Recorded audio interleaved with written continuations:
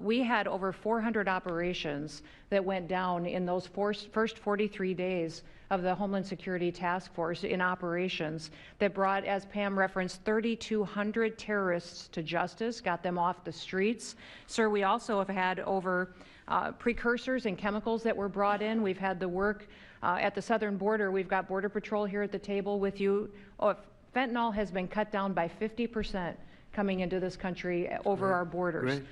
We've continued to work not just nationally, but internationally and on our maritime borders as well. The ICE agents that have so much violence against them and threats against them, sir, they get up every day ready to work with this task force to be able to keep people safe. And then we've got Coast Guard, who's been doing just a ton of our incredible interdictions out on the seas and the waters in cooperation with operations that you've targeted in the Caribbean with the Department of War. And sir, I just want to thank you for the leadership you put at this table, for your cabinet members, for Stephen Miller, for putting this in place to make sure that what you did when you consolidated the Homeland Security Task Force, you took 1,000 other task forces that were already established in the federal government and you streamlined them into this room, into this group right here, so that we can look at each other in the face every day and say, what's our problem? How do we address it? How do we fix it?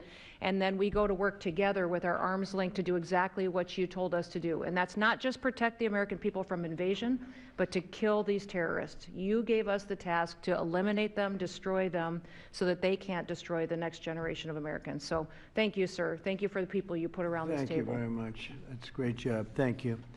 Pete? Yes, sir. Well, thank you, Mr. President, for your leadership.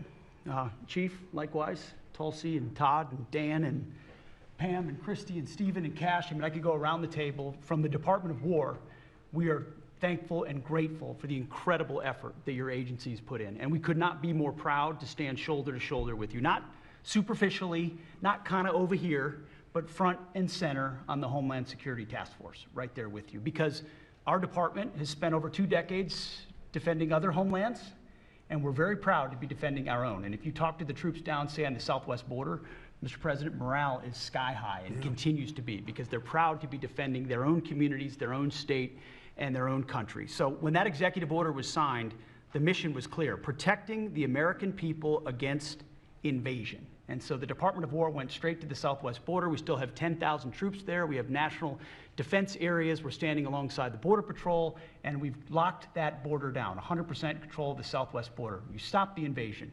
And then we're proud to be going on the offense, counter-cartel operations. And it's not counter-cartel, as was mentioned. These are designated terrorist organizations, foreign terrorist organizations. Our generation spent the better part of 2 decades hunting al-Qaeda, hunting ISIS. Well, as the President said, this is the ISIS, this is the al-Qaeda of the Western Hemisphere. They intimidate, they terrorize, they extort, they poison the American people. The President's right. Every boat we strike is 25,000 Americans whose lives are saved because of the drugs that were headed in our direction. So our message to these foreign terrorist organizations is: we will treat you like we have treated al-Qaeda. We will find you, we will map your networks, we will hunt you down, and we will kill you. And you've seen that evidence in the maritime domain, whether it's in the Caribbean or in the Pacific with the last 2 strikes. We know exactly who these people are.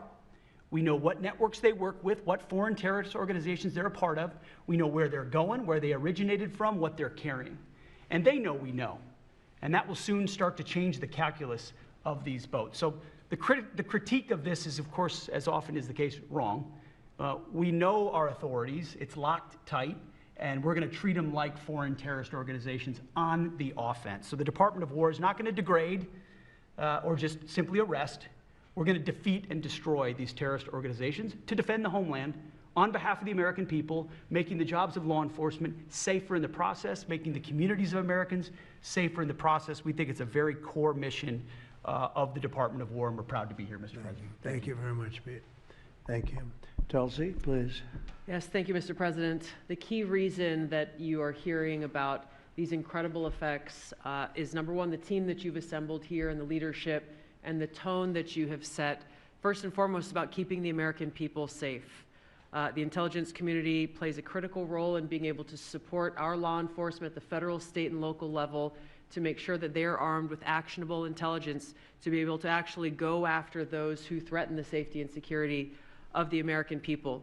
Mr. President, under your leadership, for the first time, there